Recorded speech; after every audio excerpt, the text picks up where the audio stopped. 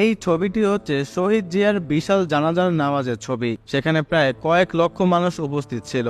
এখনো মানুষের প্রশ্ন, আজ থেকে 40 বছর আগে অর্থাৎ জিয়াউর রহমানের শাসনামল কেমন ছিল, আর তিনি কেমনই বা লোক ছিলেন, কেনই বা তিনি এতটা জনপ্রিয়। তার মৃত্যুর প্রায় আজ 40 বছর পরও কেন মানুষ তাকে এতটা স্মরণ করে। চলুন তাহলে আজকের পর্বে জেনে নেওয়া যাক বাংলাদেশের অন্যতম রাষ্ট্রপতি জিয়াউর রহমান কেন এতটা জনপ্রিয় ছিলেন। জিয়াউর রহমান দেশের ইতিহাসে আলোচিত শাসকের নাম, একই সঙ্গে তিনি নিন্দিত ও নন্দিত।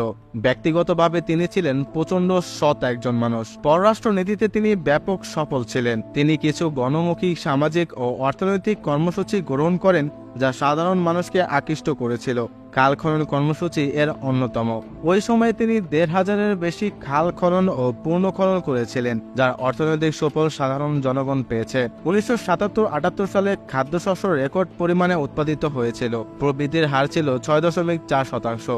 এছাড়া গণশিক্ষা কার্যক্রম, গ্রাম সরকার, গ্রাম প্রতিরক্ষা বাহিনী গঠন সহ বিভিন্ন কর্মসূচি গ্রহণ করেন। তিনি জনসাধারণকে ধারণা দেওয়ার চেষ্টা করেন রাষ্ট্র পরিচালনায় তাদের শরিকানা আছে। তৃণমূলকে জাগিয়ে তুলতে পেরেছিলেন তিনি পোশাক রপ্তানির উদ্যোগ নিয়েছিলেন। মধ্যপ্রাচ্যে শ্রমিক পাঠানোর উদ্যোগ জিয়া সরকারের আমলেই নেওয়া হয়। পরিবার পরিকল্পনা কর্মসূচি তার আমল থেকেই মূলত শুরু হয়েছিল।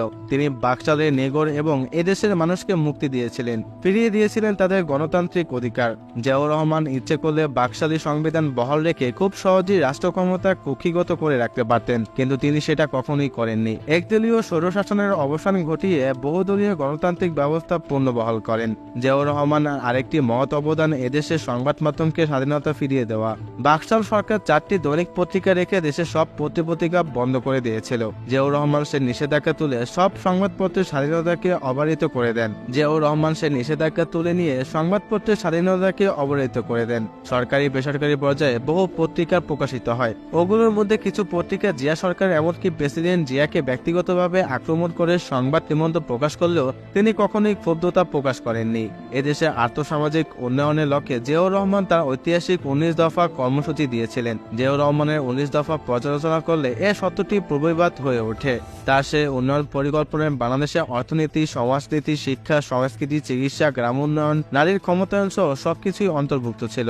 জিয়াউর রহমান এদেশের ইতিহাসে চিরস্মরণীয় হয়ে থাকার আরো একটি কারণ হচ্ছে আমাদের জাতিসত্তার উদ্ঘাটন। আমরা বাংলাদেশি এবং এর পরিচয়ে বিশ্ব সমাজে মাথা উঁচু করে চলার কথাই তিনি বলে গিয়েছেন।